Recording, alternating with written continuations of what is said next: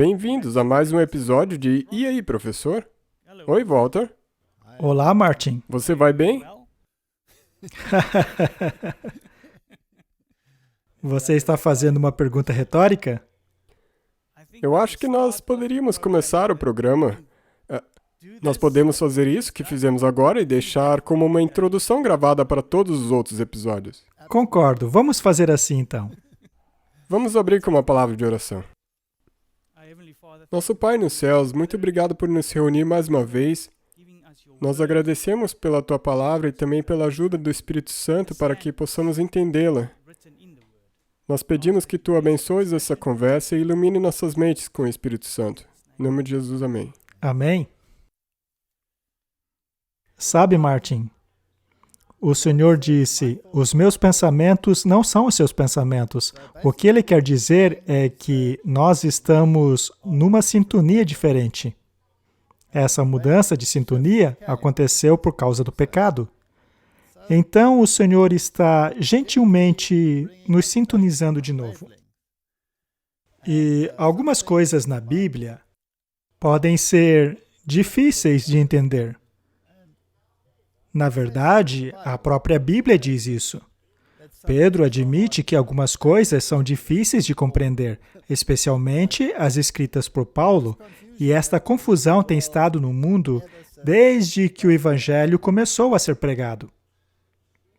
E o interessante é que não importa o ângulo pelo qual observamos, sempre haverá um outro ângulo dizendo algo diferente.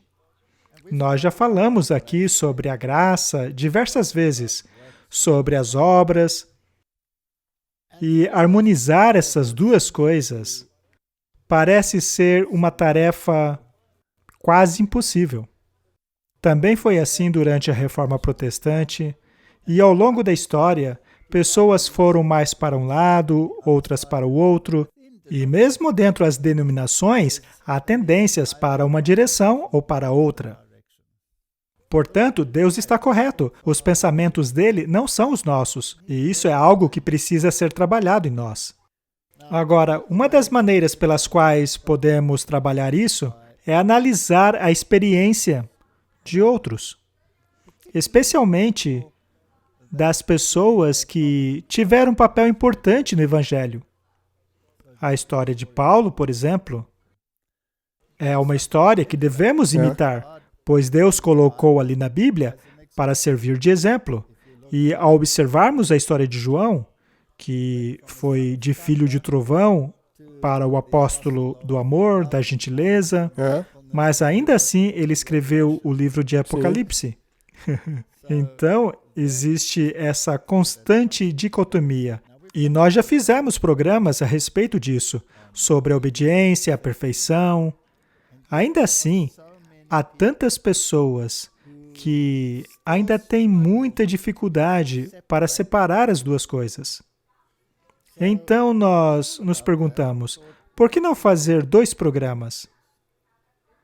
Em um deles, nós nos concentraremos na questão da graça e no segundo programa, na questão das obras, para ver se o assunto passa a fazer mais sentido. Não que não já tenhamos feito isso, mas sempre haverá aqueles que farão essa pergunta. Não importa quantas vezes isso já tenha sido explanado. As pessoas escutam uma coisa, depois outra, e ficam confusas. Elas acham que uma coisa exclui a outra, mas não é assim.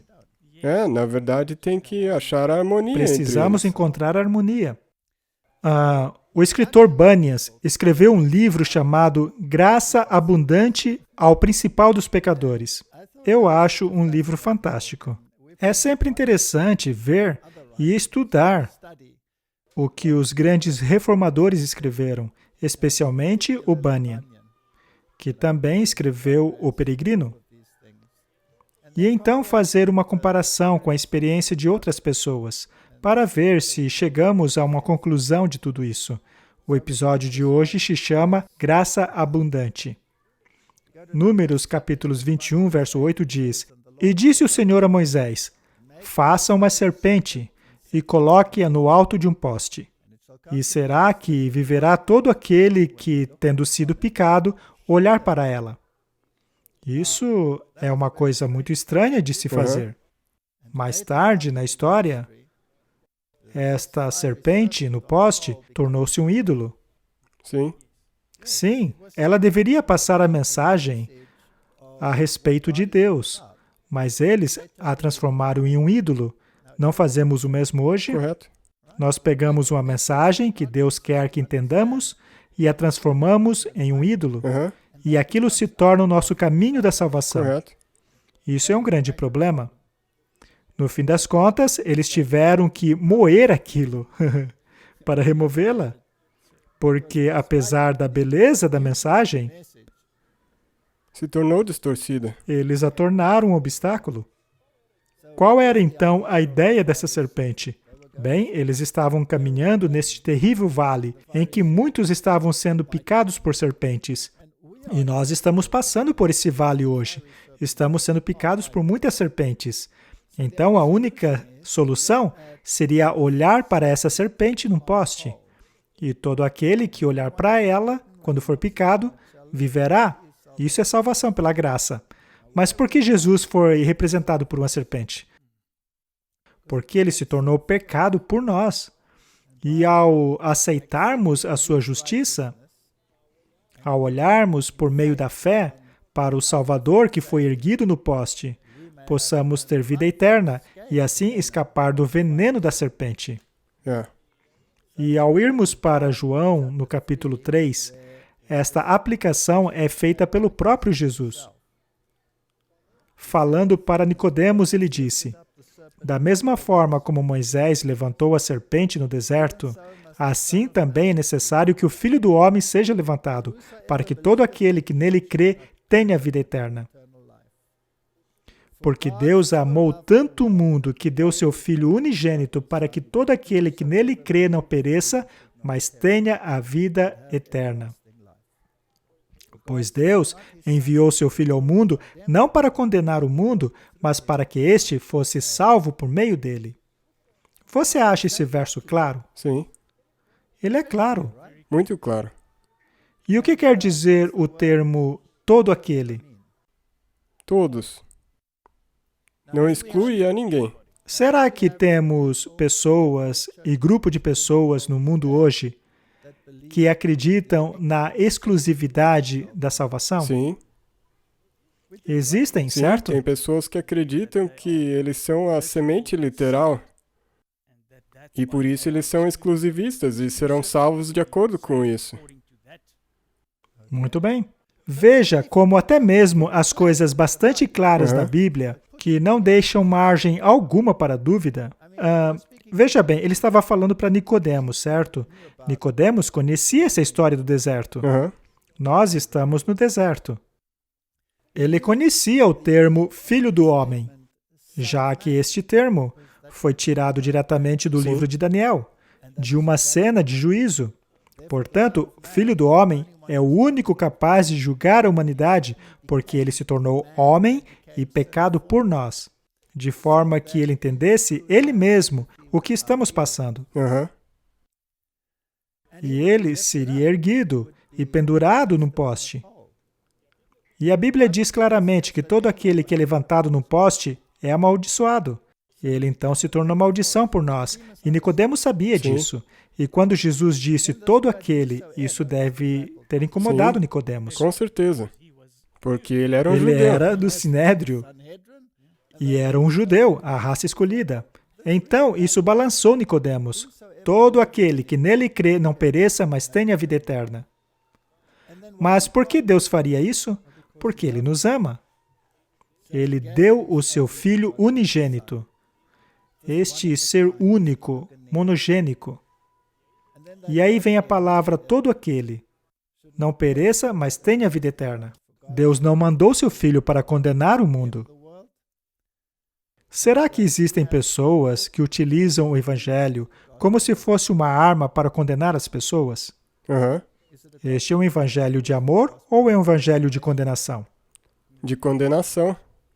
E ele é dito que o mundo seria salvo através dele. Nós já lemos esse verso. Não há nada nele que seja dúbio, incerto. Pelo contrário, é um verso muito claro. Sim. Ainda assim, veja quanta controvérsia existe sobre este verso. Existem religiões inteiras que negam que qualquer um que crê nele será salvo. E não estamos falando de uma ou duas, estamos falando de milhões. Aham. Este, então, é um importante fundamento para o Evangelho. Nós poderíamos gastar 1 hora ou até 2 apenas falando sobre esses versos. Um dos maiores livros do cristianismo é um livro escrito por John Bunyan, chamado Graça Abundante ao Principal dos Pecadores. Seria muito bom darmos uma olhada nesse livro. Vamos ver a experiência de outros para ver se compreendemos essa questão da graça. Você acha que existe algum ser humano na Terra que uma vez ou outra não acaba se preocupando com o que está vendo no mundo? Não. Eu tenho certeza que todo mundo teve que alguma vez, especialmente no ano passado, pensar o que está acontecendo. Tem algo E errado. quem não fez isso, eu acho que não está prestando atenção no que está acontecendo. E você acha que há pessoas no mundo que não... pessoas crentes, tá? Que nunca tenham questionado Deus? Não, eu acho que todo mundo na Terra já fez Muito isso. bem. Martin, posso te fazer uma pergunta pessoal? Você já ficou bravo com Deus? É? Hã? Eu já cheguei a ficar super bravo com Deus. Por que Super. isso está acontecendo? Por que você deixa isso Por acontecer? que, Deus? Por que você deixou isso acontecer? Você poderia ter impedido aquilo. Isso é culpa sua. Nós questionamos Deus, não? É. Principalmente nas dificuldades. Às vezes, nós nos voltamos contra Ele. Será normal que façamos perguntas? Sim. O que é que o próprio Deus diz lá em sua palavra? Veja a história de Jó, por exemplo. Aham.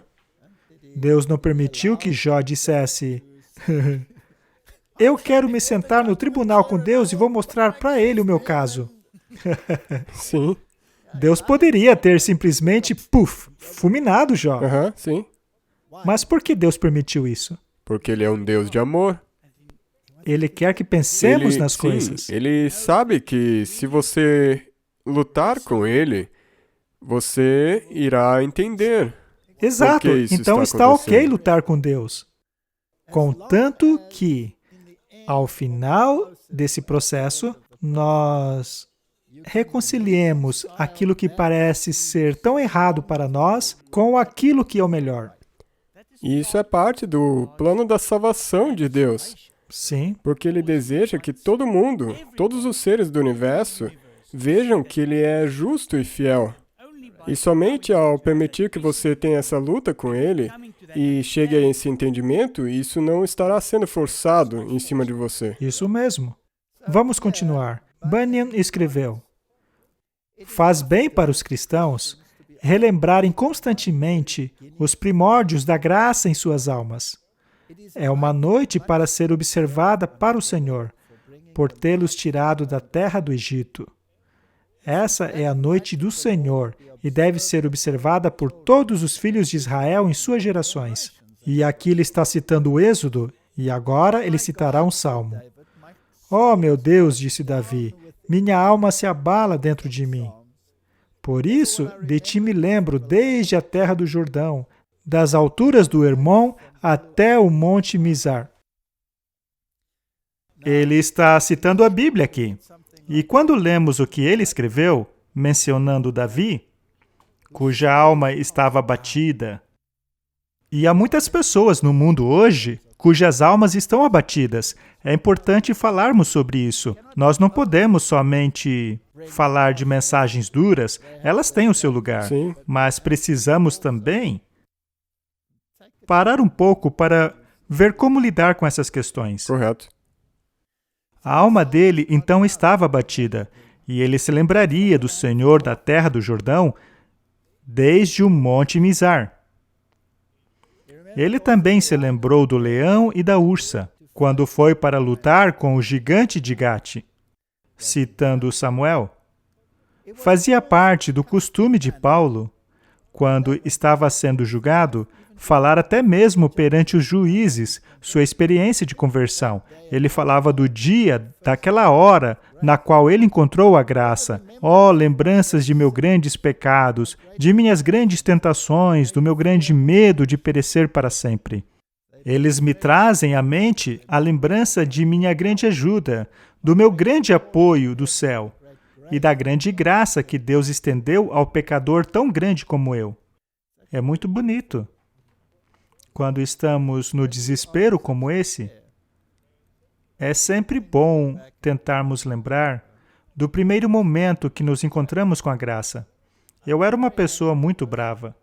Brava com Deus e, de maneira geral, as pessoas sabem porque estão sentindo algo, mas eu não sabia porque eu tinha tanta raiva de Deus. E era por causa das mentiras religiosas, das falsas explicações sobre Deus. E eu me lembro da minha primeira experiência com a graça. A ideia de que eu poderia estar errado em relação a Deus me atingiu como um raio. Não é uma coisa muito fácil reconhecer que está errado. Não é legal estar errado. É isso aí. E o que é esse Monte Mizar? Onde ele está localizado? O que ele está fazendo lá no Jordão? Esta é uma referência ao tempo em que o seu próprio filho, Absalão, o tirou do trono. Ele então se assentou neste Monte Mizar e contemplou a sua vida passada e relembrou todos os erros que cometeu na vida. E pensou, eu mereço tudo isso, dado tudo o que fez. E ele entregou tudo a Deus. Então lá estava ele, contemplando a própria vida, num país estrangeiro. Martin, todos nós estamos no Monte Mizar, em um país estrangeiro, contemplando a bagunça em que estamos. Sim. E ele diz, quando estiverem aflitos, lembre-se do Salmo 77. Neste salmo está descrito o que Davi pensou naquela situação. No dia da minha angústia busquei o Senhor. A minha mão se estendeu de noite e não cessava. A minha alma recusava ser consolada. Lembrava-me de Deus e me perturbei.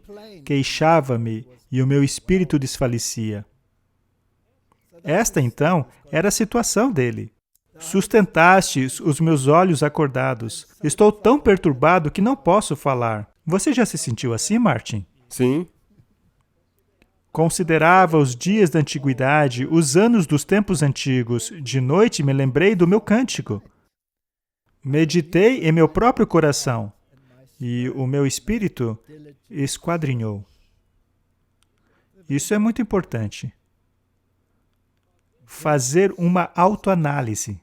Encontrar onde está o problema.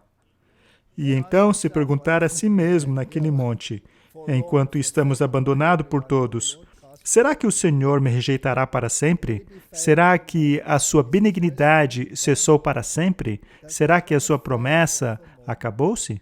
Esqueceu-se Deus de ser misericordioso? Será que Ele encerrou as suas misericórdias em sua ira? E então, em minha enfermidade, eu digo, eu me lembrarei dos anos da destra do Altíssimo, eu me lembrarei das obras do Senhor, certamente me lembrarei das suas maravilhas da antiguidade. Este é um conselho muito bom.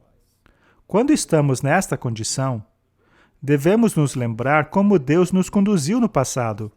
Sim. E assim confiar nesse Deus. Devemos olhar além das circunstâncias que nos encontramos. Sempre haverá alguma coisa que Deus te ajudou a passar.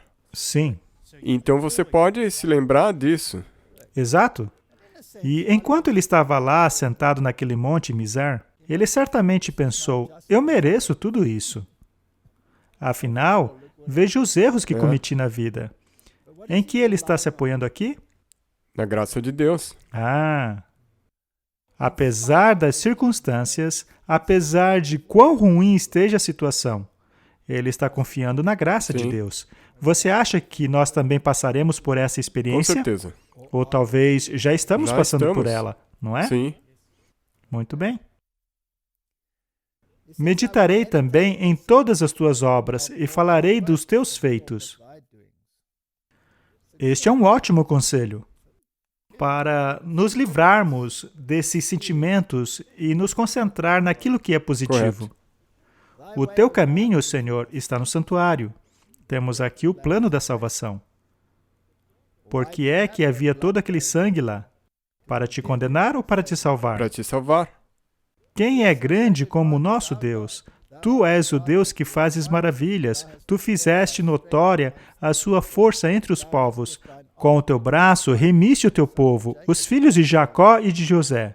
As águas te viram, ó Deus. As águas te viram e tremeram. Os abismos também se abalaram. As nuvens lançaram águas, os céus deram o som, as suas flechas correram de uma para outra parte. A voz do seu trovão estava no céu, os relâmpagos iluminaram o mundo, a terra se abalou e tremeu. O teu caminho é no mar e as suas veredas nas águas grandes. Os teus passos não são conhecidos. Guiaste o teu povo como rebanho pelas mãos de Moisés e Arão. Ele está exaltando e louvando a Deus. Ele está se lembrando de tudo que Deus já fez.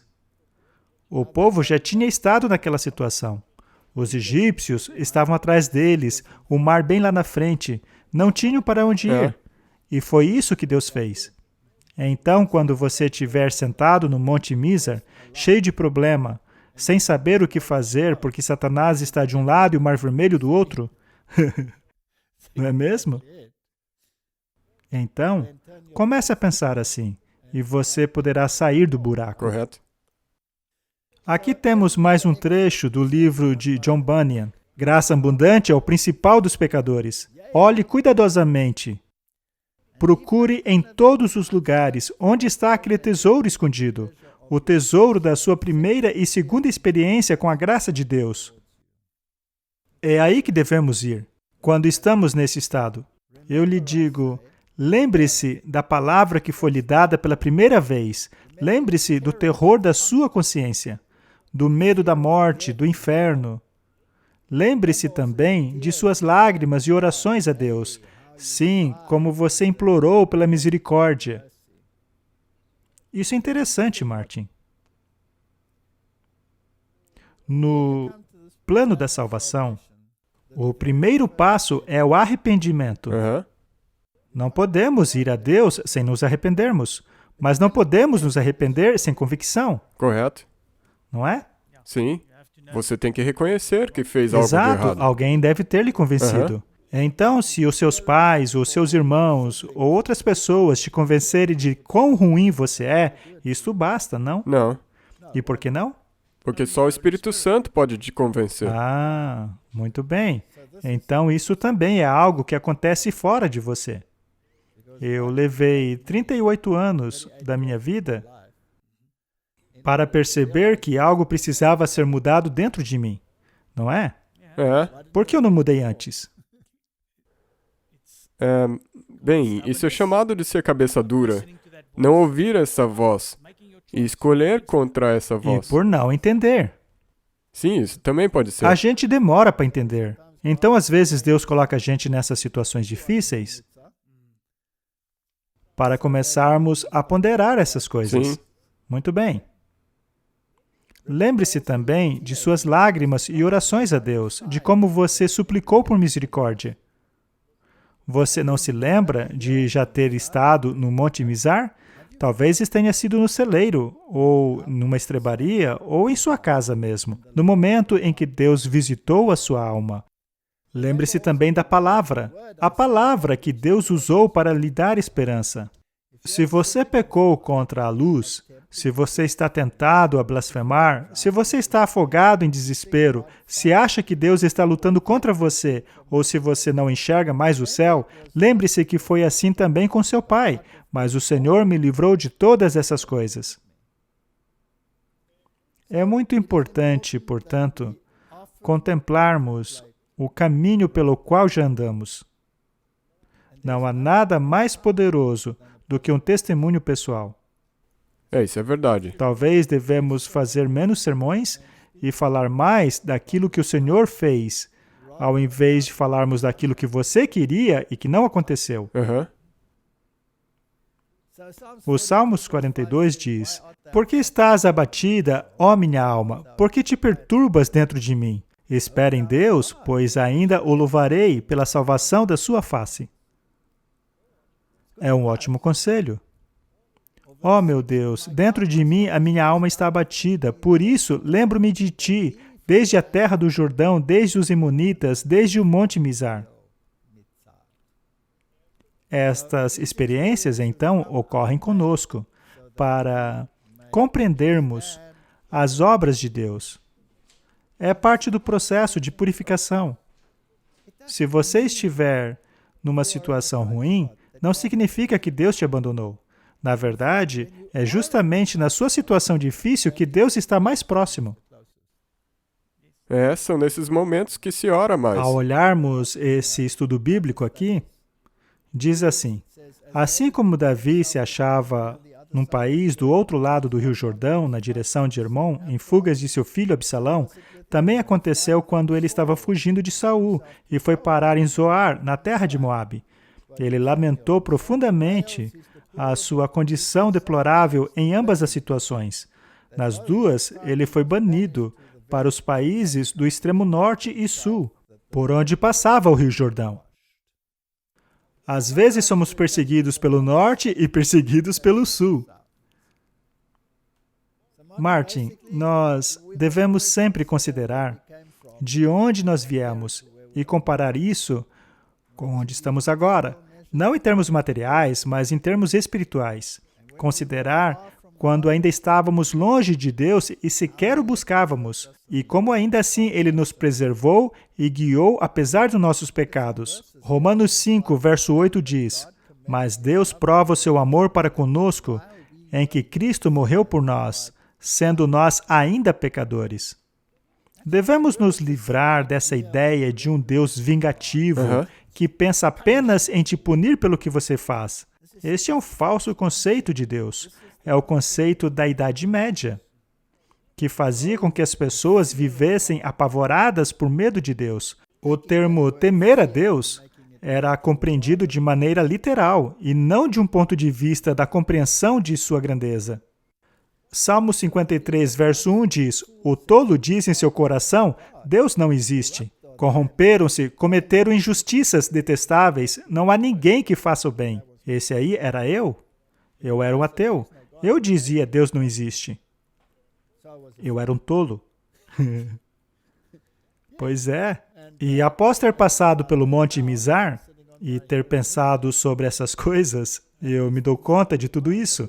Agora, Eclesiastes 10, 15 é muito interessante. O trabalho do tolo, e eu era um tolo, o deixa tão exausto que ele nem consegue achar o caminho de casa.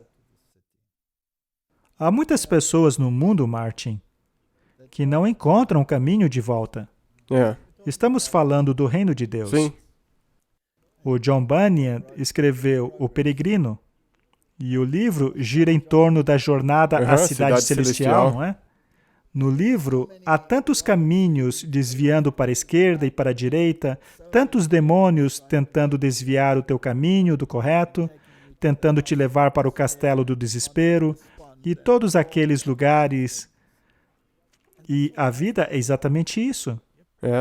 Às vezes, alguns desses caminhos parecem ser mais fáceis ou até mais atraentes. É verdade. O atalho, vales bonitos, não esse caminho pedregoso. Mas se mantivermos nossos olhos no caminho correto, chegaremos lá. Precisamos ter um entendimento correto sobre Deus. Se a imagem de Deus na sua mente é essa imagem que Deus não tem nada melhor para fazer do que punir você, eu então o desafio a harmonizar a sua imagem com aquela da cruz. Correto. Isso é um desafio. É uma dicotomia de pensamentos. Você vai ficar louco se tentar fazer isso. A salvação está em Cristo. Precisamos lembrar quem nós somos e de onde viemos. Do contrário, poderemos nos orgulhar, após o caminho correto ter sido mostrado para nós. Somos pecadores salvos pela graça e não santos selecionados por causa da nossa justiça. Essa é a conclusão. Eu amo essa declaração de Martim Lutero. Alguns ficam doidos por causa dela, mas eu a amo. Ele diz assim, que Deus, em sua misericórdia, possa me livrar de uma igreja em que não haja nada mais além desses santos. Eu prefiro me relacionar com pessoas humildes, frágeis, doentes, que se dão conta de seus pecados, que chorem constantemente a Deus do fundo de seus corações, para obter consolo e apoio. Que Deus possa nos livrar desses santos que não têm nada melhor para fazer do que ficar condenando as pessoas pelos seus erros, de acordo com o que elas acham que é errado. Isso me lembra também daquela mesma igreja dos dias de Jesus. Sim, os fariseus. Eles, os fariseus, até mesmo os apóstolos, naquela época, eles pensavam sobre Deus da maneira que nós falamos aqui. Sim. E quando eles viram Jesus pendurado na cruz, todos os seus sonhos foram destruídos, porque eles não conseguiam ver aquele ato como um Deus de graça. Eles queriam trazer fogo do céu sobre os samaritanos, por não terem feito o que eles queriam. A nossa fé é construída somente em Jesus e em sua justiça. Devemos estar conscientes de que a perfeição está somente em Cristo, do contrário, podemos nos orgulhar. Nem apenas um que permaneceu firme na história como campeão de Cristo jamais se orgulhou de sua própria justiça. Nós não encontramos isso em nenhum lugar na Bíblia.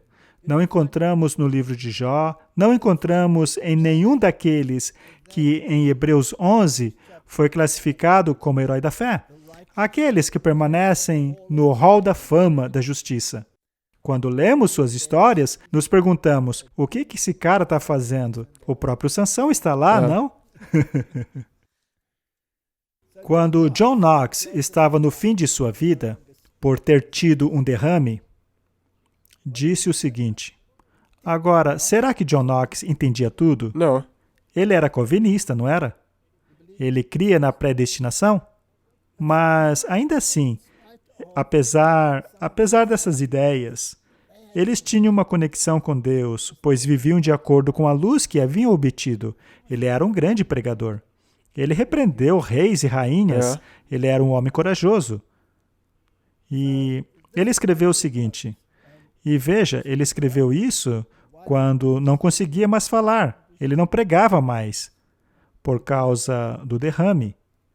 Ele responde a uma carta que um jesuíta havia escrito contra o protestantismo, mesmo nessa condição. Podemos pensar, puxa, coitado, ele estava no Monte Mizar dele. Com certeza. E ele escreveu assim, Senhor Jesus, receba o meu espírito, coloque um fim, de acordo com a sua vontade, a esta minha vida miserável. Parece até Jó, não? Parece também com Jeremias, amaldiçoado o dia em que nasci. Mas, continuando, porque justiça e verdade não são encontradas entre os homens. John Knox, com mente deliberada a seu Deus, seja misericordioso comigo, ó Senhor.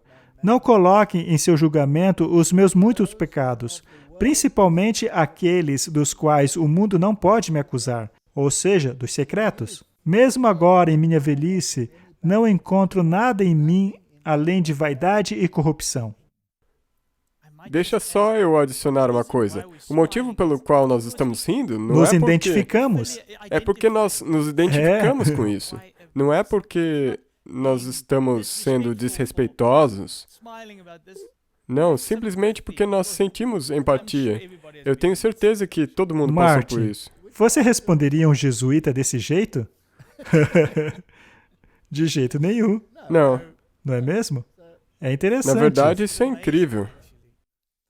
Pois em quietude sou negligente, no perigo impaciente, com tendência a me desesperar. Em meu estado principal, eu sou tão levado por vãs fantasias que, ó Senhor, me afastam da presença de Sua Majestade. De um lado, me assaltam o orgulho e a ambição, já do outro, a malícia e a cobiça. Por um momento, Senhor, as afeições da carne quase suprimem a operação do Seu Espírito.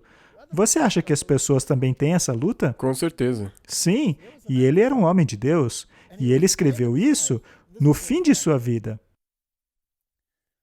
Tenho a ti como testemunha, ó Senhor, o único que conhece os segredos do coração, que o meu coração não tem prazer em nenhuma dessas coisas. Ainda assim, por elas eu sou perturbado e luto contra os desejos do meu homem interior. Eu choro por causa de minha corrupção e posso repousar apenas na tua misericórdia. Misericórdia a qual eu recorro, que prometeste a todos os pecadores penitentes, dentre os quais eu confesso ser um, na obediência e na morte do meu único Salvador, o nosso Senhor Jesus Cristo, no qual, por causa da tua graça, tenho a certeza de estar eleito para a salvação eterna. E ele acreditava na predestinação. E apesar dele mesmo, ele acreditava nisso. Você acha que ele utilizava isso como uma licença para pecar? Não. Não. Com certeza Isso é não. apenas uma proclamação honesta de sua condição, não é? Eu estava afogado na ignorância, mas o Senhor me deu conhecimento acima do comum entre os meus irmãos. Usastes a minha língua para levar adiante a sua glória e assim combater a idolatria, o engano e as falsas doutrinas. Compeliste-me a falar sobre profecias, sobre a libertação dos aflitos e repreender a desobediência. Ele repreendia o pecado. Sim. Mas aí ele repreende o pecado dentro dele mesmo. Correto. A performance que já foi vista, não apenas por mim, mas mesmo por este mundo cego. Mas acima de tudo, Senhor, Tu, pelo poder do Seu Santo Espírito, selou em meu coração a remissão dos meus pecados, que reconheço e confesso, através do precioso sangue de Jesus Cristo uma vez derramado. Daquele cuja obediência perfeita me assegurou o perdão de minhas rebeliões. Meus pecados foram expurgados. Minha alma foi tornada um tabernáculo da Sua majestade divina. Tu, ó Pai das misericórdias, Teu Filho, nosso Senhor Jesus Cristo, nosso único Salvador, mediador, advogado, e o Teu Santo Espírito permanecem pela mesma fé verdadeira, que é a única vitória que vence o mundo. Você acha que ele compreendia a graça? Sim. Ele entendeu a graça. Com certeza. Ele é um exemplo. Ele permaneceu inabalável. Ele passou pelo vale das serpentes e, no final, ele foi mordido por elas. Sim. Estava paralisado e... Mas ele olhou para cima. Correto. Como você disse, ele não podia nem falar, por isso que escreveu isso. E você acha isso encorajador ou deprimente? Encorajador. Muito bem. Os textos abaixo causaram perplexidades em John Bunyan, já que ele se preocupava se estava eleito ou não. Ele também tinha essa visão calvinista. Ele se perguntava, estou salvo ou perdido? Nós já falamos sobre isso muitas vezes aqui. Mas eu acho fascinante como eles pensavam. Eles lutavam com muitas coisas. Romanos 9:15. Pois diz a Moisés, compadecer-me-ei de quem eu me compadecer, e terei misericórdia de quem eu tiver misericórdia. Então, o Bunyan estava tendo problemas com esse texto. Ele não sabia se Deus descartava uns e aceitava outros. Não é mesmo? Isso é problemático. Mas neste ponto, ele havia esquecido o termo todo aquele. Correto. Não é? Sim, sim. Continuemos em Romanos. Portanto, isso não depende do desejo do esforço humano, mas da misericórdia de Deus. Ele então pegou esses dois versos, fez um contraste entre eles e disse o seguinte, eu fiquei muito confuso. Para dizer a verdade, eu achava que era Satanás me tentando, mas vi então que era minha própria prudência levantando a questão. Eu não sabia o que dizer ou como reagir às tentações, já que apenas os eleitos alcançam a vida eterna. Eu, sem escrúpulos, fechei o meu coração ao assunto, mas se eu fazia parte deles ou não, eis a questão. Ou seja, Banya estava se perguntando se ele estava perdido ou salvo. Você já se perguntou isso? Com certeza. Com certeza. Uma vez eu disse a um amigo meu, eu tenho certeza que estou fora do livro da vida. E eu creio que você já ouviu essa pergunta sendo feita por muitas pessoas. Com certeza. Vindo a você e dizendo, tempo todo. sabe, eu fiz isso e isso, e Deus sabe o que eu fiz, então não tem jeito que eu possa ser salvo. Pois é, se você pega a Bíblia e se concentra nesses versos, apenas você ficará deprimido. Aham. Mas ele continua. Então, por vários dias, eu fiquei extremamente perplexo. E eram frequentes as vezes em que eu quase desmaiava. Mas um dia, depois de estar tantas semanas oprimido e cabisbaixo, por estar praticamente desistindo de todas as minhas esperanças de conseguir a vida eterna, a seguinte frase caiu como um peso em meu espírito. Olhe para as gerações de antigamente e veja, por acaso já houve sequer um que esteja confiado em Deus e que tenha sido confundido? Essa é uma ótima Correto. pergunta. E o que ele fez então? Ele foi à Bíblia para ver se encontrava alguma ocasião em que Deus tenha descartado alguém. Então a minha alma se encheu de luz e coragem. E me ocorreu naquele mesmo instante, procure no livro de Gênesis e vá até Apocalipse para ver se você consegue encontrar qualquer um que tenha confiado no Senhor e tenha sido confundido. Então, ao chegar em minha casa, fui até a minha Bíblia para procurar um exemplo disso. E sem duvidar, pois achava que encontraria. Ou seja, ele achava que ia encontrar na Bíblia algum exemplo de alguém que confiou em Deus, mas foi rejeitado. Encorajado como se alguém tivesse falado comigo, eu comecei a procurar. Acontece que eu não achei nada. Essa é muitas vezes a nossa própria experiência. Correto. Tente achar algum lugar no mundo onde Deus não seja um Deus de graça. Isso mesmo. Não tem como achar um lugar assim. Você não encontra. Mas se você ler alguns dos julgamentos que Deus pronuncia sobre os maus, você pode se desesperar, só que eles não se arrependeram, eles nunca passaram por um monte Mizar. Quando confrontado com a ideia de que era muito tarde para ele, em vista de todos os seus pecados, ele escreveu, Martin, já vi tanta gente passar por isso. Ele escreveu, tendo sido atormentado por esse temor durante um longo período, eu mal consegui continuar vivendo. E passando por uma situação semelhante àquela na qual recebi outro encorajamento, entraram em minha mente as seguintes palavras, ainda há lugar, obriga a todos a entrar para que fique cheia a minha casa. Aqui ele está citando Lucas. Estas palavras, em especial a frase ainda há lugar, me foram agradáveis. Pois pensei ter entendido, por meio delas, que havia lugar suficiente para mim no céu. Além disso, considerei que, ao dizê-las, o Senhor Jesus pensou em mim. E sabendo que viria o tempo em que eu estaria aflito, com o temor de que não havia lugar para mim em seu coração, ele as falou e deixou registradas, de modo que eu encontrasse ajuda para lutar contra essa vil tentação. Naquele momento, eu verdadeiramente criei nisso. Há espaço, Martin. Há lugar sobrando no céu. Na verdade, ele sendo um calvinista, isso deveria ter causado com que ele pensasse, uau, peraí, não existe predestinação. Não, apenas no conhecimento de Deus existe predestinação. Todo ser humano foi predestinado para a salvação, mas você tem a escolha de rejeitar. Correto? A carta de Pedro nos fala a respeito de nossa confirmação e eleição.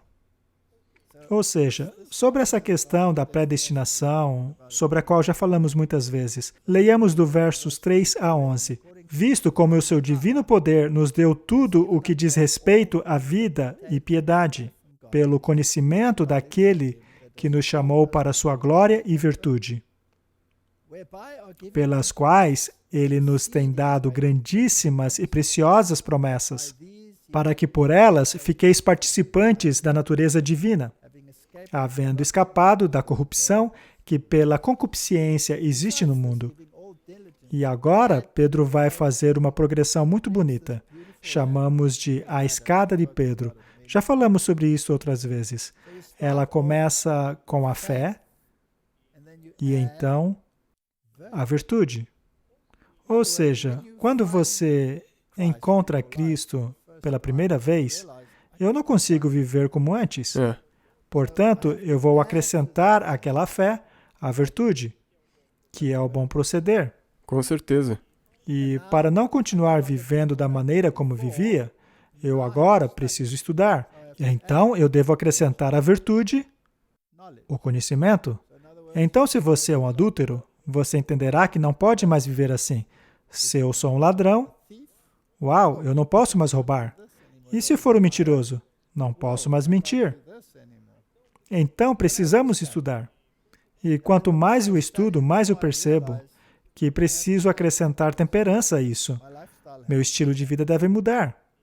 E então eu preciso aprender a paciência. Eu vou dizer uma coisa. Se você muda seu estilo de vida dentro de nossa igreja, você vai precisar de paciência. Senão vai acabar matando alguém. Ou um ou outro. Então é melhor a paciência. E depois, a paciência, acrescentar a piedade. E então, a piedade devemos acrescentar o amor fraternal. Isso é coisa fácil? Algumas pessoas te deixam maluco, não? Fraternidade. O amor fraternal. Sim. Amor fraternal. E então, acima de tudo isso, ao final de sua lista, está a palavra caridade, que na verdade é a palavra ágape.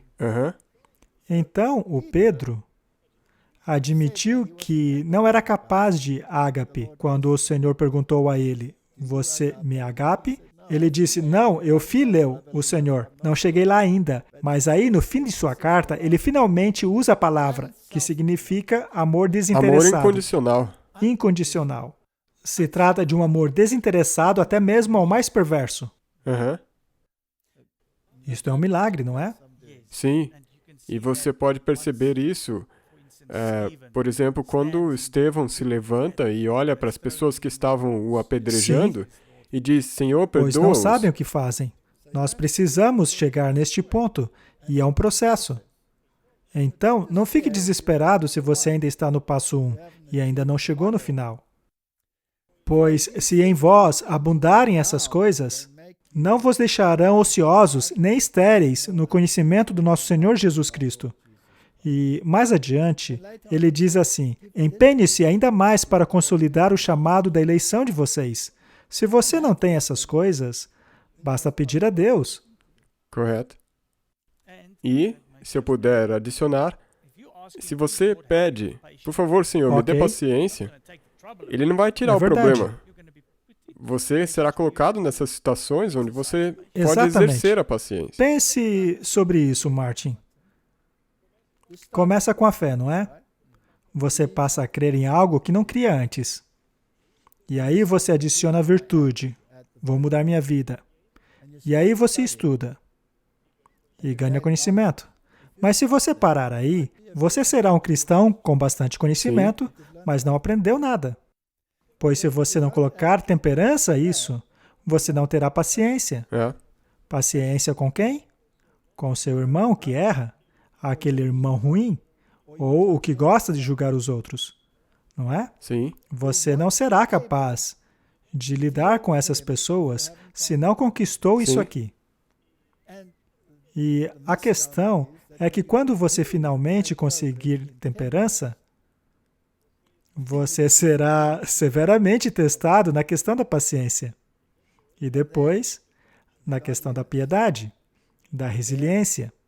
Não sabeis de que espírito sois, Jesus disse. Aí vem a fraternidade e, finalmente, o amor ágape, que é muito difícil. Então, quando somos chamados, temos uma obra a fazer. O espírito de profecia diz que esse mundo não é um parque de diversões, é um campo de batalha. Todos deverão passar por dificuldades como bons soldados. Todos devem ser fortes e abnegados. O verdadeiro teste do caráter está na disponibilidade de suportar o fardo, de ocupar as posições difíceis, a fazer o trabalho que precisa ser feito, mesmo que não haja reconhecimento ou recompensa nessa terra. Isso é difícil, não é? Isso é difícil, porque nós temos uma inclinação natural de querer receber recompensas por aquilo que nós fazemos. Todo mundo pensa dessa maneira. Aham. Quem dera todos estimassem as capacidades que lhes foram dadas por Deus. Por meio de Cristo, podemos subir a escada do progresso e dar todo o controle a Jesus Cristo. Em sua própria força, você não pode fazer nada, mas pela graça de Jesus, você pode empregar as suas forças de tal maneira a trazer as maiores bênçãos para a sua própria alma, assim como as maiores bênçãos para as almas dos outros. Apegue-se firmemente a Jesus e você poderá operar diligentemente as obras de Cristo e receber a vida eterna. Portanto, este é um processo. E por muitas e muitas vezes ao longo deste caminho, há oportunidade para nos desesperarmos ou para vencermos. Sim. A palavra eleitos ocorre 20 vezes na Bíblia. Isso tem causado muita confusão pelo mundo. Nós não vamos ler todas elas, leremos apenas uma ou duas. As pessoas podem ler aí na tela. Isaías 42, 1. Eis aqui o meu servo, a quem sustento, o meu eleito, a quem se apraz a minha alma. Coloquei o meu espírito sobre ele, e ele trará justiça aos gentios. É lógico que essa é uma proclamação messiânica, mas ela também se aplica a qualquer um que responde ao chamado. E traz não somente o julgamento, mas o evangelho aos gentios. Exato. E ao irmos para Isaías 45, 4, se aplica ao povo. Por amor de meu servo Jacó e de Israel, meu eleito, eu te chamei pelo teu nome. Uso o teu sobrenome, ainda que não me conheceste. Basicamente, é isso que significa. Portanto, todos estão no mesmo barco. Então, todos esses versos falam sobre eleição, nós não leremos todos. Existem versos fantásticos. Conclusão. Nós somos os eleitos ao confiarmos nele para nossa justiça. Atos 17, 28 diz, porque nele vivemos, nos movemos e existimos. Como também alguns dos vossos poetas disseram, pois somos também sua geração. Nós pertencemos a ele. Não apenas em termos de natureza física, mas também em termos de natureza espiritual. Nele, nós somos perfeitos em nossa esfera, assim como ele é perfeito na esfera dele. Nós já conversamos sobre isso. Ao lermos 1 Pedro, capítulo 2, verso 24, vemos, levando ele mesmo em seu corpo os nossos pecados sobre o madeiro, para que, mortos para os pecados, pudéssemos viver para a justiça. Este é o resumo do Evangelho. Esta é a base para tudo. E se ousarmos nos exaltar acima deste ponto, nós distorcemos o Evangelho. Ele é tudo. Ok, então vamos voltar para Bunyan e suas lutas. Porque é isso que fazemos, nós lutamos, não é? Observei que, apesar de ser tão grande pecador, antes de minha conversão, Deus nunca me carregou intensamente com a culpa dos pecados cometidos enquanto eu estava na ignorância. Ele me mostrou apenas que estaria perdido se não tivesse Cristo, porque eu era um pecador, e que precisava de uma justiça perfeita para apresentar-me sem culpa diante de Deus. E essa justiça poderia ser encontrada tão somente na pessoa de Jesus Cristo. Esse é o Evangelho. É isso mesmo que ele é. É tão simples. Não está em você mesmo, Não. mas totalmente em Jesus. Isso é sobre graça, o Evangelho da graça.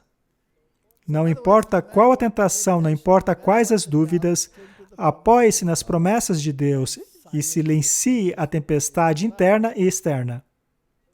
Romanos 8, 31 a 39 diz, que diremos, pois, diante dessas coisas? Se Deus é por nós, quem será contra nós?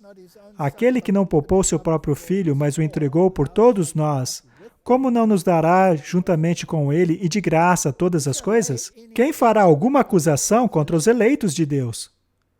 É Deus quem os justifica. Quem os condenará? Foi Cristo que morreu.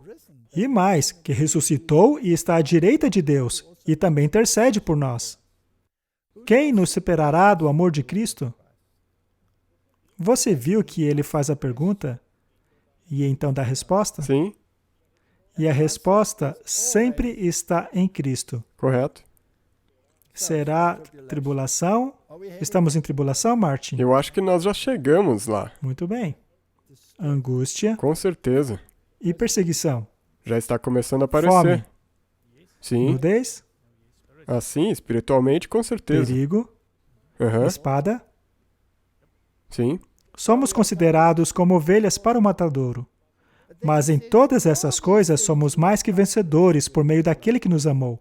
Isso é graça, Martin, é o Evangelho. O Evangelho é tão lindo porque ele nunca mente para nós.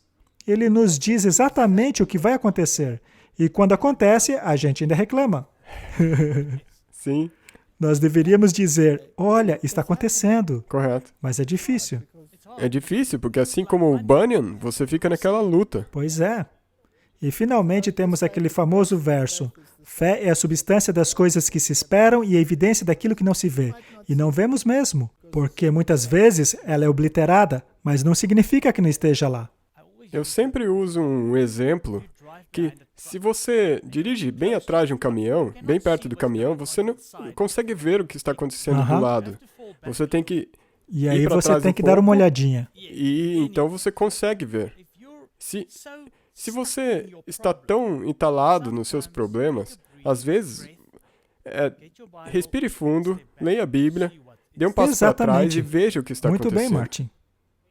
Em outra ocasião, eu estava sentado perto da lareira em minha casa, contemplando a minha própria miséria, quando o Senhor me deu mais uma mensagem preciosa. Visto, pois, que os filhos têm participação comum de carne e sangue, destes também ele, igualmente, participou, para que por sua morte destruísse aquele que tem o poder da morte, a saber, o diabo, e livrasse todos que, pelo pavor da morte, estavam sujeitos à escravidão por toda a vida. Sabe, ao lermos esses escritores e o espírito de profecia e os grandes reformadores, não é lindo como eles acrescentam as escrituras a tudo o que dizem? Senti como se a glória dessas palavras viesse sobre mim com tanta força que, mais de uma vez, estive a ponto de desmaiar, tão subjugado que estava. Enquanto permanecia sentado ali, não com pesar e inquietação, mas com alegria e paz inabaláveis. Há mais um aspecto, Martin, que deixa a humanidade perplexa. E ele é o papel e centralidade de Cristo. Todas as religiões são contra isso. Todo o plano da salvação é possível apenas se Cristo é Deus. E ainda hoje, as pessoas têm um problema com isso. Em todas as religiões, e mesmo dentro do cristianismo, as pessoas não gostam dessa ideia. A salvação em Cristo é possível apenas se Ele for totalmente Deus. Não permita que ninguém te roube essa fé, ou mesmo a diminua. Não seja levado a outras direções. Ele era Deus manifestado na carne, Deus conosco. No começo era a palavra, e a palavra estava com Deus, e a palavra era Deus. Por Ele todas as coisas foram criadas. Sem Ele, nada teria sido criado. Devemos inculcar esses versos em nossa cabeça. E todo cristão se deparará com essas questões. E não era diferente com Bunyan. Aqui ele escreve: certa vez eu estava ansioso para saber se o Senhor Jesus era tanto homem quanto Deus. Lutero também teve esse problema. E no final ele disse: o Deus que não morre por mim não é meu Deus. Correto. Não é? Todo cristão precisa ponderar essas coisas. E tanto Deus quanto o homem. Não importa o que os outros digam. Era verdade que naqueles dias Se uma verdade de Deus não fosse endossada pelo céu, eu não aceitaria. Eu permanecia hesitante em qualquer verdade de Deus. Bem, eu estava bastante perturbado por essa questão e não sabia como resolvê-la. Finalmente, Apocalipse 5, verso 6 veio à minha mente. Então vi, do meio do trono e dos 4 seres viventes, entre os anciãos, de pé o Cordeiro, como se houvesse sido morto. Eu pensei, no meio do trono está a divindade. No meio dos anciãos está a humanidade. Esses pensamentos brilharam diante de mim. Foram uma grande bênção e me trouxeram grande satisfação. Outra passagem que me auxiliou muito foi essa. Porque o menino nos nasceu, um filho se nos deu. O governo está sobre os seus ombros. O seu nome será maravilhoso, conselheiro, Deus forte, Pai da eternidade, príncipe da paz. No que tange a esta questão, se não compreendermos que Jesus é totalmente Deus e totalmente homem, nós perdemos a essência do Evangelho. Com certeza. E isso, Isaías deixa perfeitamente claro. Com certeza. Após meditar sobre todos os pecados do povo de Deus registrados na Bíblia, os pecados de Moisés, de Davi, Manassés, Pedro e tantos outros, ele chegou à conclusão de que Deus era certamente um Deus misericordioso. Ele então cita Salmo 130. Se tu, Senhor, observares as iniquidades, quem subsistirá? Mas contigo está o perdão, para que sejas temido. Aguarda o Senhor, a minha alma o aguarda e espero na tua palavra. A minha alma anseia pelo Senhor mais do que os guardas pela manhã, mais do que aqueles que guardam pela manhã. Espere, Israel, no Senhor, porque no Senhor há misericórdia, e nele há abundante redenção. Este é o Evangelho da graça. Sim, está no Velho Testamento. É verdade. E aí temos o outro lado, mas vamos falar sobre ele no próximo episódio. Tem que haver esse balanço. Mas a base é essa? Se o seu fundamento não é a justificação, você perdeu o Evangelho. Com certeza. E aí ele se desespera de novo. Soa como a vida. É a vida, não? Faz bem estudarmos a experiência dos outros para que entendamos. O John Knox teve a mesma experiência. O Bunyan teve a mesma experiência, assim como outros. Então meu coração começou a doer de novo. Eu tinha medo que poderia me desapontar. Comecei a examinar com toda seriedade o meu conforto anterior e a considerar se alguém que houvesse pecado como eu poderia crer na fidelidade de Deus, conforme afirmado nas palavras por meio das quais havia sido confortado e nas quais me apoiava. Mas essas palavras vieram à minha mente. É impossível, pois, que aqueles que uma vez foram iluminados e provaram o dom celestial e se tornaram participantes do Espírito Santo e provaram a boa palavra de Deus e os poderes do mundo vindouro e caíram, sim, é impossível outra vez renová-los para o arrependimento. Ele está citando Hebreus 6, 4 a 6. Então todos os seus sonhos e autoconfiança desapareceram, como névoa diante do sol. Muito bem, Martin. Por acaso você tem sido perfeito desde a sua conversão? Não. Então esse verso também deve ter te incomodado. Correto, mas você tem que entender o que esse verso significa. Porque se você só ler ele simplesmente assim, pode te prostar. Com certeza. E ainda há aquela questão de qualquer pecado feito contra Jesus será perdoado, mas não contra o Espírito Santo. Sim, não me admira que ele esteja lutando com isso. Ele pensou, agora estou bem. E daí você lê isso. Ele não está falando exatamente das vezes que você escorregou numa casca de banana em termos de pecado. Ele está se referindo àquela convicção que te faz negar que aquela voz é a voz de Deus. E isso é parte do seu caráter. Sim. Vamos ver então como ele lidou com isso. Porque se vivermos deliberadamente em pecado, depois de termos recebido o pleno conhecimento da verdade, já não resta mais sacrifício pelos pecados. Pelo contrário, resta certa expectação horrível de juízo e fogo vingador prestes a consumir os adversários. Bem, tem uma parte importante aí. O pecado voluntário. Exatamente. E então ele cita Esaú.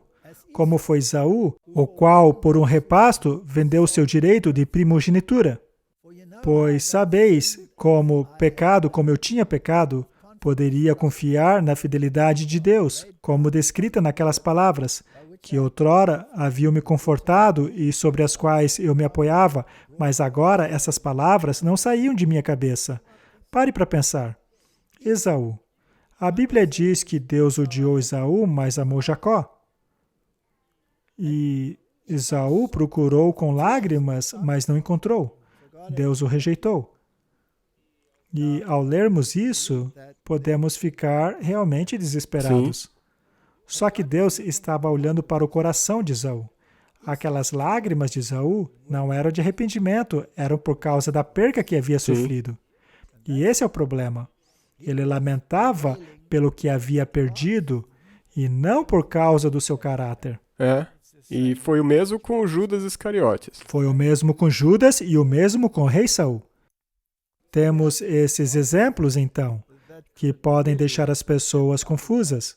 Sim, e você pode achar isso perturbador, mas você tem que ver no contexto. Quando ele cita Hebreus, que diz, porque bem sabeis que, querendo ele ainda depois herdar a bênção, foi rejeitado, pois não achou lugar de arrependimento, ainda que com lágrimas buscou. Aí parece que Deus simplesmente o rejeitou. Mas o que precisamos entender é que Deus estava olhando para o coração de Esaú. Sim, correto. E é por isso que nós temos os outros exemplos do Judas Correto. Iscariotes, onde parece que ele se arrependeu, ele veio pedir perdão e devolveu dinheiro. Mas como saber se o coração de Esaú não estava arrependido? Porque depois ele quis matar Jacó. Sim, E foi necessária uma enorme intervenção divina para que isso não acontecesse. Então havia algo de muito errado com o coração de Esaú. Depois de refletir sobre esses versos e ficar desesperado, o Bunyan colocou esse próximo verso. Segundo ele, esse verso veio à mente dele. Rejeitará o Senhor para sempre e não o tornará a ser favorável? Cessou para sempre a sua benignidade? Acabou-se a sua promessa? Esqueceu-se de ter misericórdia? Encerrou ele a sua misericórdia em sua ira? Essas são perguntas retóricas. A resposta a essas perguntas é, obviamente, não. correto. Então podemos respirar. Mas quais são as promessas de Deus? E está lá no Salmo 77. Após ter feito todas essas perguntas, então pensei, a razão da minha dor é que a mão direita do Altíssimo não age mais. Recordarei os feitos do Senhor, recordarei os teus antigos milagres. Meditarei em todas as tuas obras e considerarei todos os teus feitos. Os teus caminhos, ó Deus, são santos. É assim que funciona, Martin. Correto. Ao invés de nos demorarmos no negativo e focarmos nas dificuldades, passe a olhar para as coisas positivas. Saia das trevas. Jó teve essa mesma experiência de luta e ele disse que, mesmo que Deus vier a me matar, ainda assim confiarei nele. E em 2 Coríntios, capítulos 12, 9, diz, mas ele me disse, minha graça é o suficiente para você, pois o meu poder se aperfeiçoa na fraqueza. Portanto, eu me gloriarei ainda mais alegremente em minhas fraquezas, para que o poder de Cristo repouse em mim. Hebreus 13, 5. Sejam vossos costumes sem avareza, contentando-vos com o que tendes, porque ele disse, não te deixarei, nem te desampararei. Veja que a Bíblia está cheia de conteúdo que nos ajuda a superar as dificuldades. sim. Mas a Bíblia deixa um alerta que, após termos superado essas dificuldades, devemos meditar sobre elas. Correto. Hebreus 13:6. Podemos, pois, dizer com confiança: o Senhor é o meu ajudador, não temerei. O que me podem fazer os homens? Precisamos desse equilíbrio. O'Banion continua: eu ainda tinha a consciência um tanto ferida e temia que nem tudo estivesse bem quando, um dia, enquanto andava pelo campo, as seguintes palavras subitamente adentraram minha alma: a sua justiça está no céu. Além disso, pensei ter visto, com os olhos de minha alma, Jesus Cristo, à destra de Deus. Minha justiça estava no céu. De modo que, onde quer que eu estivesse, ou independentemente do que eu fizesse, Deus não poderia dizer a respeito de mim: ele necessita da minha justiça, pois a minha justiça estava lá, bem diante dele. Sim. Ele se referia a Jesus. Além disso, vi que não era o meu bom estado de coração que faria a minha justiça ser melhor, nem meu estado precário que tornaria pior a minha justiça. Uma vez que minha justiça era o próprio Jesus Cristo, que é o mesmo ontem, hoje e para sempre. Agora, as correntes finalmente caíram de minhas pernas. Fui liberto de minhas aflições e grilhões. As tentações fugiam, de forma que, neste tempo, aqueles apavorantes versículos pararam de me quietar. Você sabe que Lutero teve a mesma experiência. Sim. Eu fui para casa rejubilando na graça e no amor de Deus. E quando cheguei, tentei encontrar aquele versículo que dizia: sua justiça está no céu, mas eu não encontrei. Meu coração começou a desanimar novamente. As únicas palavras que conseguia me lembrar eram as de 1 Coríntios capítulo 1:30. Em Cristo Jesus, o qual se tornou da parte de Deus sabedoria, justiça e santificação e redenção. Por este versículo, eu vi que aquele pensamento era verdadeiro. Efésios 5:30, pois somos membros de seu corpo, carne e ossos. Hebreus 4:16, cheguemos, pois, com confiança ao trono da graça, para que possamos alcançar misericórdia e acharmos graça. Isto, portanto, é a graça. Ao contemplarmos a palavra de Deus e contemplarmos as obras de Deus para nos salvar e nos concentrarmos em sua misericórdia, assim como O'Banion, também podemos sair do poço do desespero.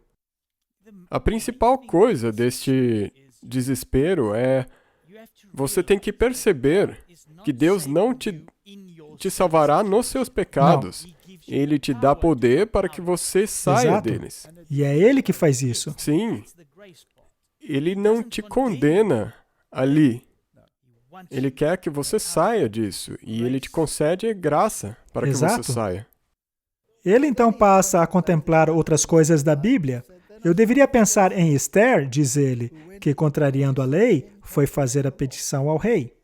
Pensei também nos servos de Ben-Hadad, que foram até os seus inimigos com cordas no pescoço, pedindo por misericórdia. Também pensei na mulher de Canaã, que não esmoreceu apesar de ter sido chamada de cachorro por Cristo. Por que Jesus comparou aquela mulher a um cachorro? Ele disse: não é certo dar essa comida aos cachorros. Mas ela não era um cachorro. Bem, de acordo com as Escrituras, os descrentes são cães. Ok. Do lado de fora estão os cães, correto? Jesus aqui fazia menção a esta citação. E o cachorro é um animal impuro. E então ela diz: sim, mas até os cachorrinhos comem das migalhas que caem da mesa. Jesus falou assim por causa dos discípulos, que tinham esse preconceito. E ele quebrou esse preconceito. Continuando, do homem que foi pedir pão à meia-noite, estes exemplos me encorajaram. Ele foi pedir pão emprestado. E o vizinho disse: vá embora, eu estou dormindo. Os meus filhos também estão dormindo, saia daqui. E ele insistiu, e insistiu, e insistiu, e finalmente o vizinho disse: ok, eu vou ajudar esse cara para ele sair daqui e parar de me perturbar. Algumas pessoas me perguntam: por que Deus age assim? mas elas não entendem que esta é uma parábola de contraste. Se um homem injusto, de natureza caída, é capaz de se levantar e dar um pão, então, quanto mais Deus, Sim. que não tem uma natureza caída, É por isso que você pode trazer essa parábola ao texto, que ainda que uma mãe esquecesse do seu filho, correto? É isso mesmo. quanto mais... Então, é possível se pegar esses versos e distorcer o caráter de Deus. Finalmente, a conclusão de Bunyan foi: tendes chegado ao Monte Sião e à cidade do Deus vivo, a Jerusalém celestial, as incontáveis hostes de anjos e a universal assembleia e a igreja dos primogênitos aceitos no céu, e a Deus, o juiz de todos, e aos espíritos dos justos aperfeiçoados, e a Jesus, o mediador da nova aliança, e ao sangue da aspersão, que fala coisas superiores, o que fala o próprio Abel. O Senhor me levou, através desta passagem, várias vezes, primeiro a esta palavra e depois àquela, e me mostrou a maravilhosa glória de cada um destes versículos. Desde então, essas palavras têm com frequência reconfortado o meu espírito. Bendito seja Deus por ter misericórdia de mim. Esta é a conclusão dele. Minha pergunta então é: será que Bunyan teve lutas? Com certeza. É normal termos lutas? Sim. Com certeza. Muito bem, deixemos Bunyan agora. Vejamos outro exemplo, que é um pouco mais próximo ao nosso tempo, historicamente falando. Guilherme Miller e o Evangelho da Graça. Guilherme Miller é aquele que começou o grande despertar em termos da segunda vinda literal de Jesus Cristo. Uhum. Anteriormente, ele era um deísta, mas ele se tornou desiludido com essa visão sobre Deus. O deísta é alguém que acredita que Deus está lá em cima, sem estar minimamente preocupado com o que ocorre aqui embaixo. Ele só criou a gente e largou a gente aqui. Ele não está envolvido conosco. Em outras palavras, você está por conta própria. Uhum. Bem, podemos até chegar a essa conclusão ao olharmos para a bagunça deste mundo. Sim. Afinal, Deus não vai fazer nada? O deísta pensa assim. Ele era um homem reto, um fazendeiro honesto, que tinha sido levado a duvidar da autoridade divina das Escrituras, ainda assim que desejava sinceramente conhecer a verdade. Este foi o homem escolhido por Deus para proclamar a brevidade da segunda vinda de Cristo. Como muitos outros reformadores, Guilherme Miller, no início de sua vida, teve que lutar com a pobreza, o que lhe ensinou as grandes lições da energia e da autoabnegação. Sua mente era ativa e bem desenvolvida. Ele possuía um ávido desejo pelo saber, mesmo não tendo tido o privilégio da educação acadêmica. Veja que a Bíblia é cheia desses exemplos.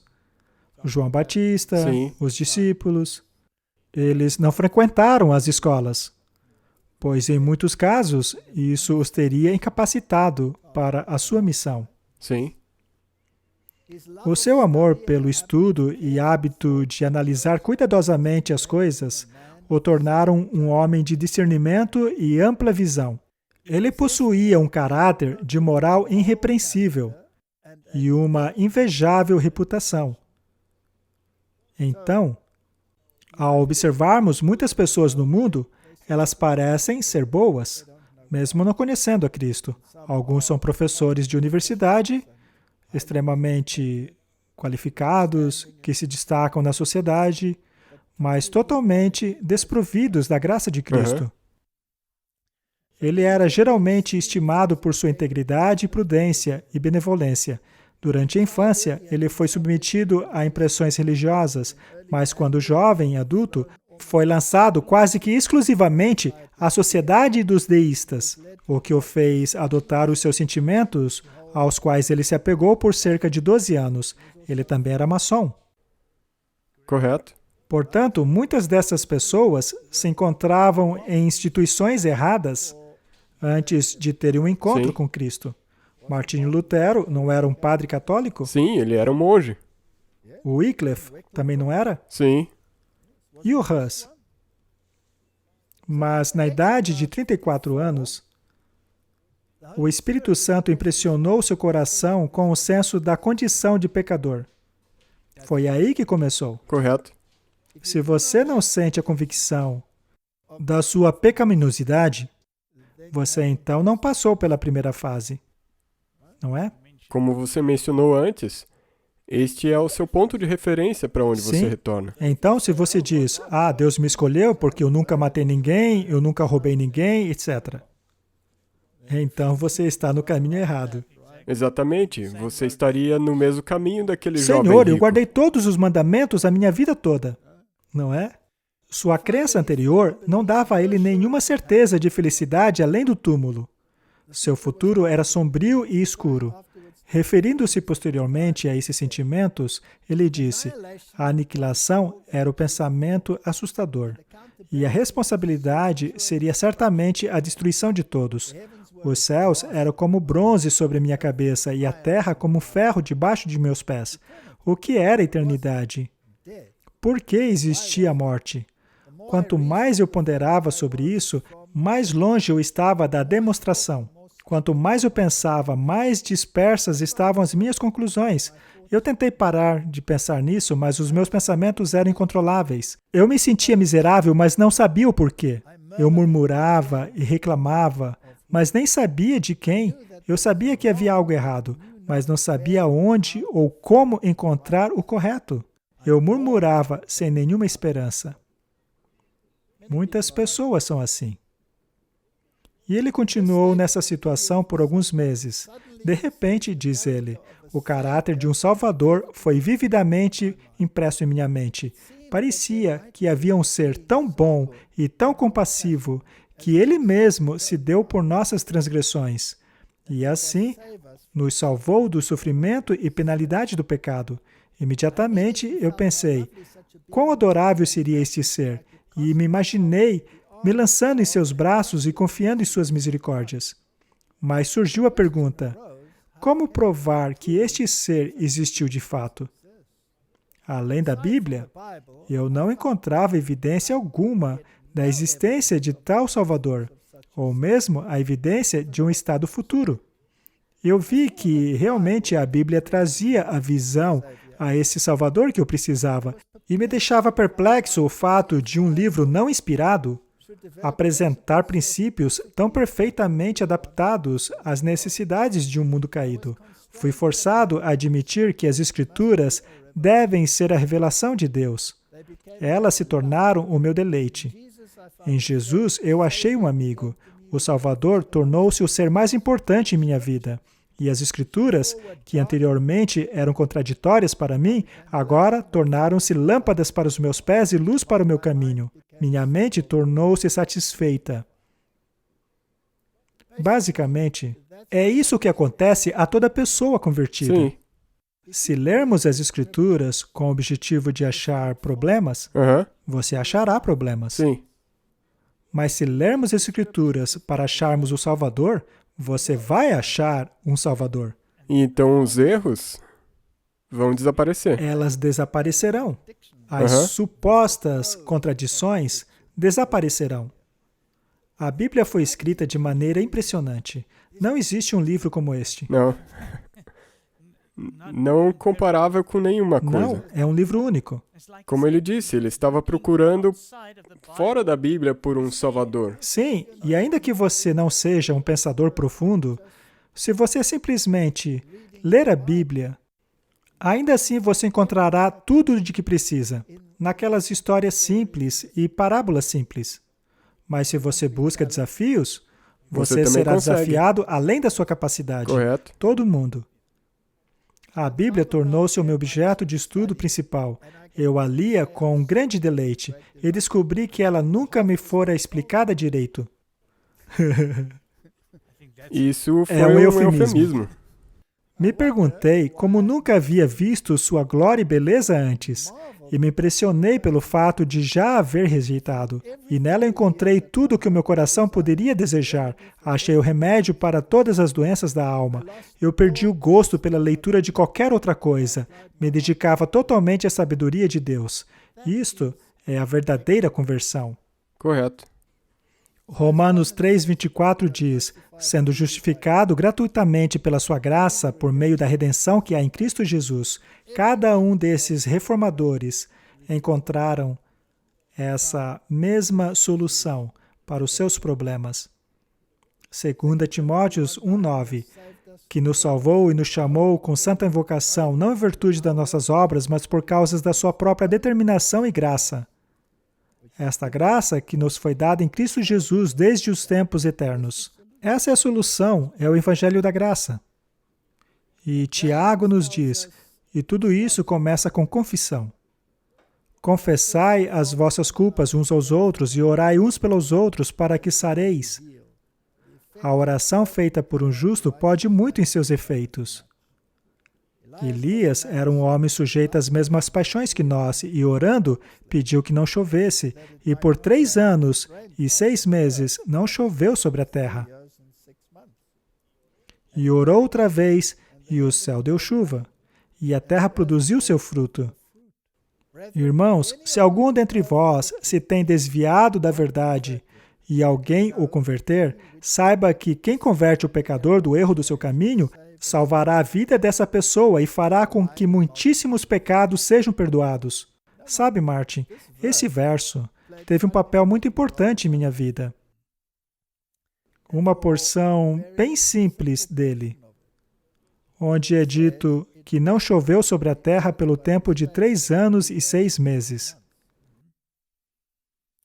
Quando lemos essa história no Antigo Testamento, diz apenas 3 anos. Não diz 3 anos e 6 meses. E quando se estuda as profecias e queremos traçar os paralelos, vemos que o período de tempo profético, a chuva espiritual, eram 3 anos e meio. E me intrigava o fato de o Antigo Testamento não ter aplicado o tipo ao antítipo, porque ele dizia apenas 3 anos. E então vi que o livro de Tiago diz 3 anos e meio, o que não é mencionado no Antigo Testamento. E pum! O tipo encontra o antítipo. E me certifiquei de que este livro é divinamente inspirado. Uma coisa simples como essa me deixou de boca aberta. Isso é maravilhoso. Bunyan escreveu, estas palavras, aquele que converte o pecador do erro do seu caminho terá salvo uma alma da morte. O fruto da justiça é uma árvore de vida, e aquele que ganha uma alma é sábio, citando Provérbios.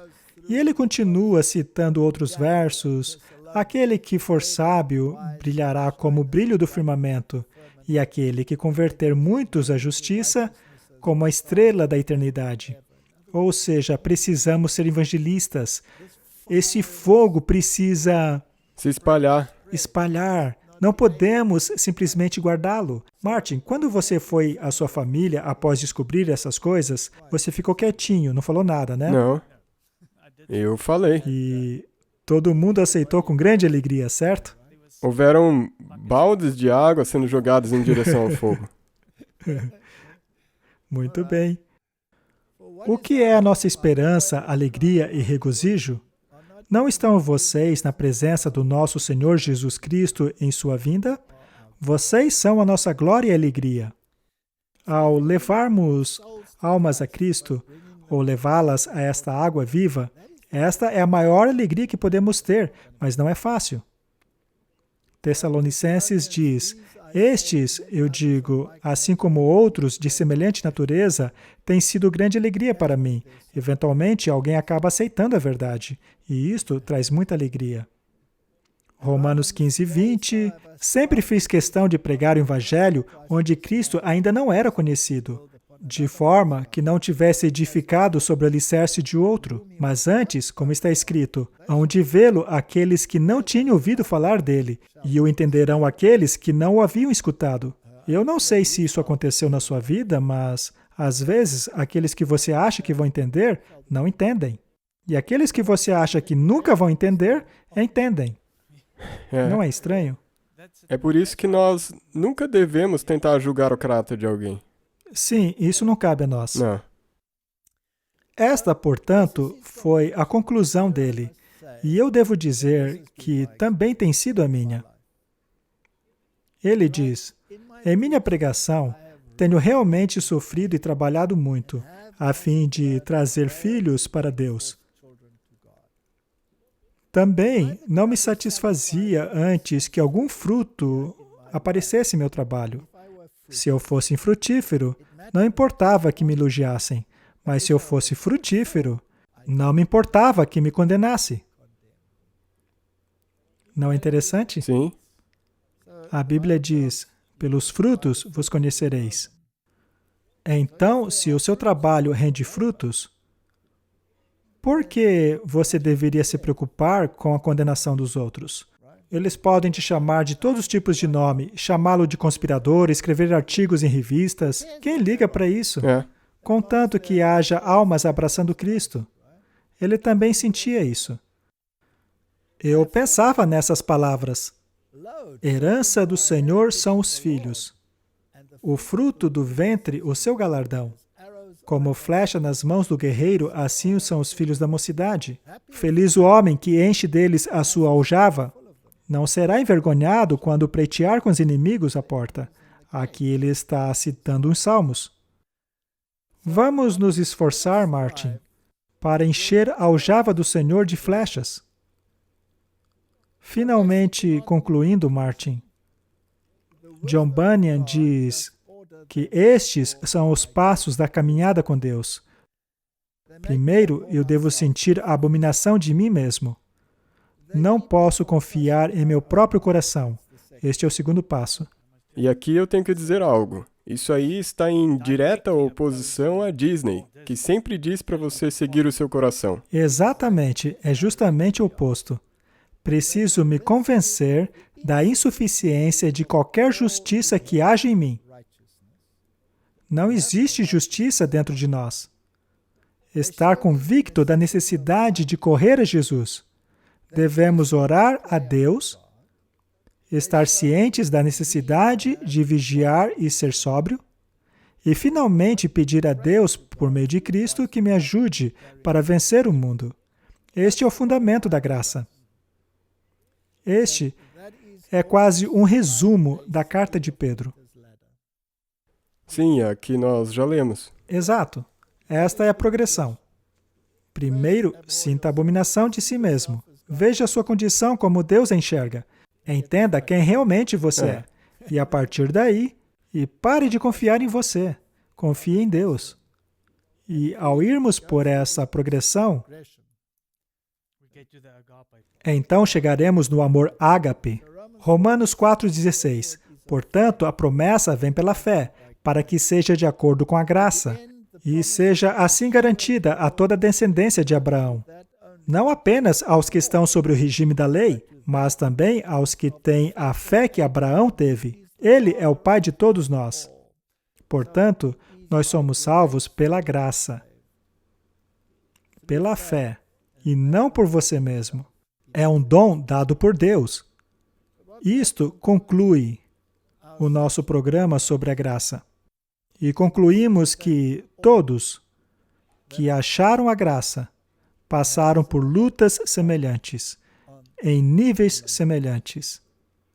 E se nós abraçarmos isso e aceitarmos isso, finalmente encontraremos a paz. Então, vamos encerrar com uma oração. Querido Pai, Tu nos deste um evangelho da graça. E se não compreendermos corretamente que o Senhor foi levantado no poste, na semelhança de uma serpente, não compreenderemos o que isso significa.